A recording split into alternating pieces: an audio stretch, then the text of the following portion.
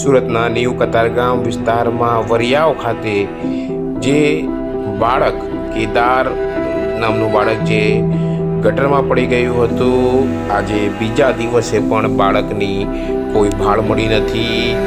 સુરત મહાનગરપાલિકાની વિવિધ ટીમો વિવિધ સર્ચ કરી હવે જે સર્ચનું કામગીરી છે તે એનડીઆરએફની ટીમને સોંપવામાં આવી રહી છે. એનડીઆરએફની ટીમ જે છે તે હાલ જે ઘટના સ્થળે પહોંચી ગઈ છે અને એનડીઆરએફની ટીમ હવે આ મોરચો સંભાળશે. અને કહેવાય છે કે આ જે રીતે ઘટના ઘટી છે, કેદાર નામનું 2 વર્ષનું બાળક જે આ ગટરમાં પડ્યું હતું તે હાલ સુધી મળ્યું નથી. ગઈકાલે સાંજે 5:30 વાગ્યાની આ ઘટના હતી અને હાલ બીજા દિવસે પણ બપોર સુધી આ બાળકની કોઈ ભાળ મળી નથી.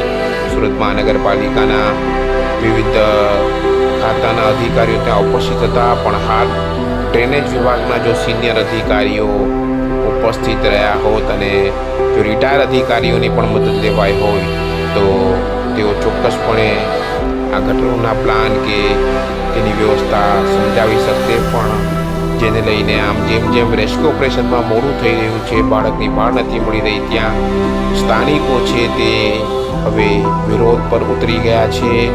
અને જે રીતે આ બાળકની કોઈ ભાળ મળી નથી ત્યારે હવે સ્થાનિકો વિરોધ કરી રહ્યા છે. સુરત મહાનગરપાલિકાનો વિરોધ કરી રહ્યા છે તેઓ કે હાલ સુધી બાળકની કોઈ ભાળ મળી નથી. ત્યારે હવે લોકોમાં જે છે રોષ વધી રહ્યો છે અને લોકોને સમજાવવામાં આવી રહ્યા છે કે જે રીતે હવે એનડીઆરએફની ટીમને પણ બોલાવી દેવામાં આવી છે, પણ જે બાળકનું જે સર્ચ છે તે યથાવત છે અને હાલ સુધી બાળકની બપોર સુધી ભાળ નથી.